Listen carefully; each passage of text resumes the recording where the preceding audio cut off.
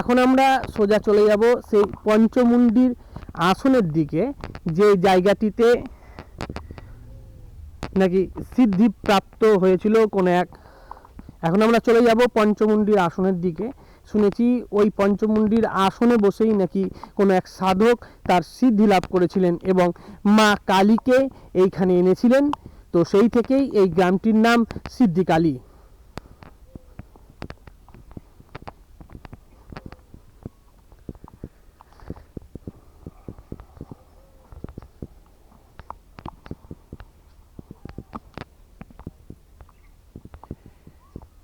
এই হচ্ছে সেই পঞ্চমুণ্ডির আসন, যেখানে বসেই শোনা যায় নাকি নাটোরের রানী ভবানীর কোন এক দত্তক পুত্র, তার নাম ঠাকুর মশাইও বলতে পারলেন না, এবং আমার যেসব জ্ঞান তাতে আমি সেই ব্যক্তির নাম ঠিকঠাক জানি না, তাই আপনাদের কাছে বলা উচিত নয় মনে করলাম।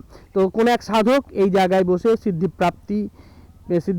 প্রাপ্তি করেছিলেন, সিদ্ধিপ্রাপ্ত হয়েছেন, এবং তারপর থেকেই এই জায়গাটি সিদ্ধিকালী বা এই গ্রামটির নাম সিদ্ধিকালী নামে পরিচিত। এই সিদ্ধিকালী গ্রামের এই কালীটি সিদ্ধিকালী গ্রাম থেকে অনেকটা ভিতরের দিকে মাঠের দিকে অবস্থিত। আর এর টোটাল যে কলেবরটা আছে, অর্থাৎ যে ক্ষেত্রফলটা আছে এই মায়ের মন্দিরে, সেটা হলো প্রায় 32 থেকে 35 বিঘার মতন সম্পত্তি।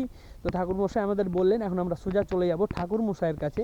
ওনার কাছে আমরা বিভিন্ন তথ্য নেব এবং তথ্য নিয়ে আমি আপনাদের সামনে প্রেজেন্ট করব, এবং ওখানে আমি জিজ্ঞেস করতে চলেছি এই মন্দিরের প্রতিষ্ঠা এবং এই মন্দিরে কিছু অলৌকিক ঘটনা এবং আরও অন্যান্য বিষয়ে আমি আলোকপাত করতে চলেছি। আমার সঙ্গে থাকুন।